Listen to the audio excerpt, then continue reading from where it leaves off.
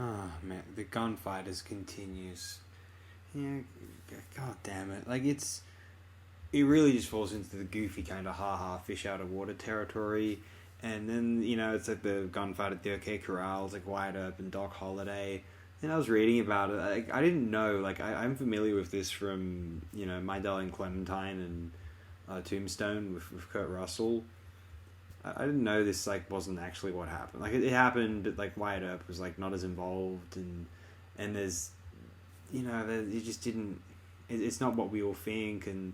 Well, more just about Wyatt Earp himself, I guess. I didn't realise that, Wyatt Earp in his lifetime was considered, everyone was angry in the US media about the gunfight at the OK Corral at the time. They didn't call it that until They didn't call it that because of that film from the 1950s, the John Sturges film. I didn't know that.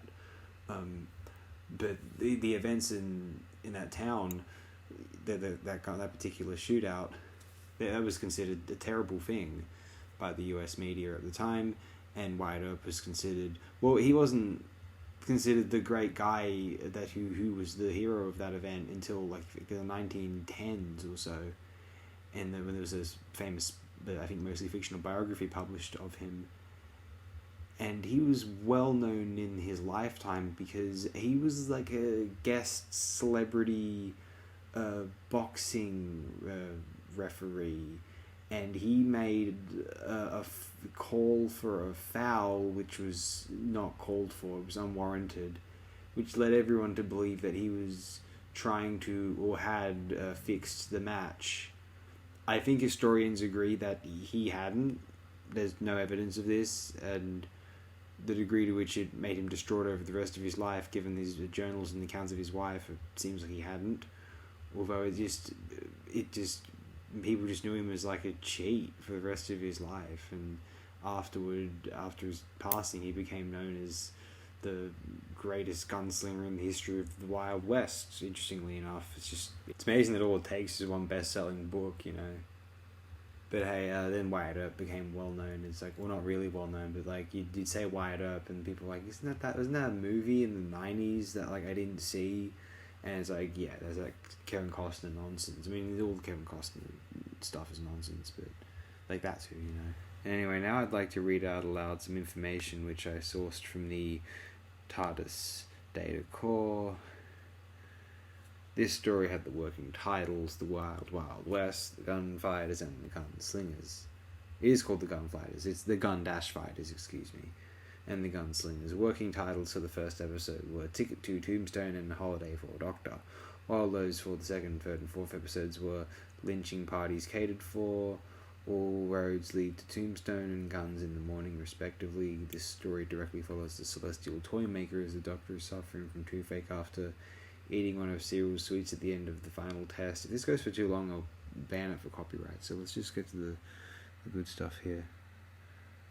This was the last story to have individual episode titles until Season 11, six-part story Invasion of the Dinosaurs in 1974, when Part 1 was given the on-screen title Invasion, also sometimes referred to as Invasion Part 1. I guess it was for the suspense, so you don't know if the dinosaurs are going to be in it till the last moment.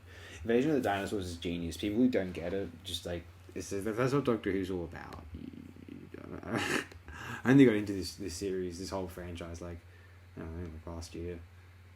It was the end of 21, and it's just this is what I want from Doctor Who. It's the Invasion of the Dinosaurs. It's special. It's close to my heart.